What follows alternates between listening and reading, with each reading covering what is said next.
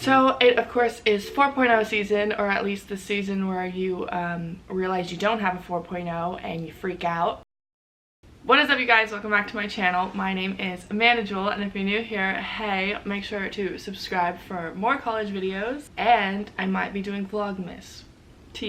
Okay, I wanted to come on here and give you guys my advice on studying for exams. For those of you that don't know, I go to the University of Texas at Austin, and I will link down below my playlist of videos in case you are interested in learning more about that. Let's go ahead and jump right on into these tips. So my first tip is more of like a motivation factor. I like to have my nails done because it, one, makes it aesthetically pleasing when I am constantly looking down at my keyboard or at my hand writing on paper, and of course it just makes me feel more put together. So in a time where I actually feel so scatterbrained and stressed, having my nails done at least kind of makes me feel a little better. Maybe you don't need to go to an actual nail salon, maybe you just need to paint these nails. The second tip is to make sure you have a really good environment for studying. I cannot study in my room at all. When I'm in my room, I am sleeping, watching YouTube, or editing YouTube. But you could look into your school's library. I have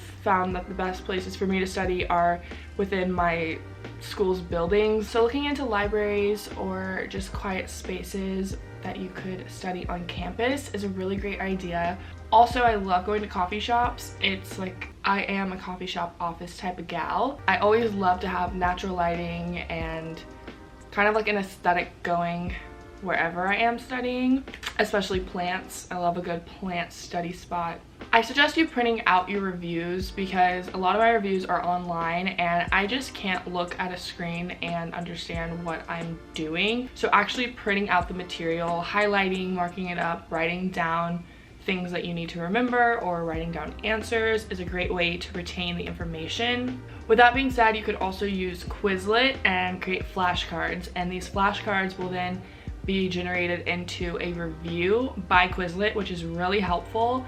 And it's definitely helped me with Spanish, science classes, other classes that I have to memorize different terms or events.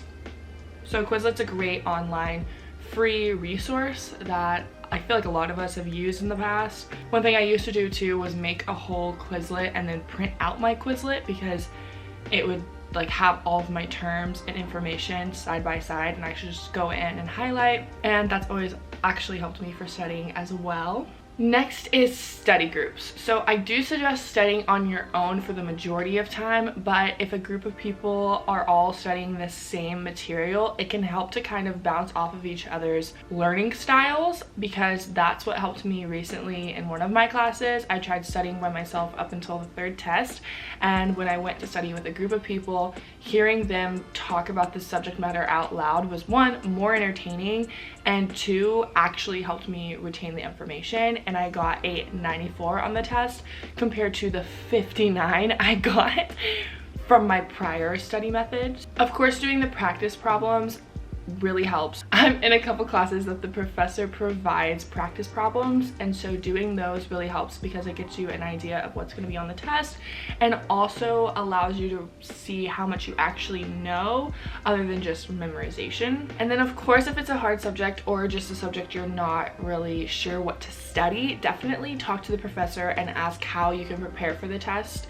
better. They could suggest you watching tutorials or YouTube channels. So for Spanish, a big help for me is watching tutorials, and of course read all the material that you are assigned or watch all the videos that you are assigned if you have to watch movies for a certain test, etc. Seems rhetorical, but it's not for a lot of people.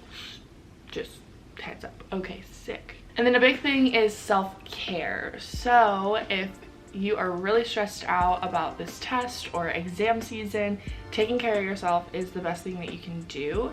So I love to do face masks and take showers, clean my room. A clean room is a clean mind. I have a whole video on self-care to distress for the test, so if you're interested in that, I will link that down below. Yeah, so definitely face masks, and essential oils. And then of course eating healthy is a big thing. So when I'm eating fast food a lot, I feel really gross and groggy, but when I am eating healthier or cooking at home, taking health shots, I feel a lot better and my mind is a lot clearer. Make sure to sleep. I think I used to try to do all-nighters a lot and it worked for that time in my life, but it just really throws off everything else. Making sure that you get enough rest is a huge tip because it will help you take the test better. Another thing is to write down to-do lists. If you're writing down lists for different material that you need to study or go over, or just different classes you need to work on, definitely having lists helps someone like me because I feel accomplished as I check off the smaller tasks. And then of course journaling will help you as well, because if you have a lot going on, regardless of tests, just in life in general, it will help you kind of clear your mind and put it all on paper, and it just gets rid of it, and it's a great time for everyone in your brain. But everyone in your brain, because we all have multiple personalities. Sick. Well, I hope you find these tips useful. Thank you all for watching. Don't forget to subscribe down below, like this video if it was helpful, and I will see you all in the next video.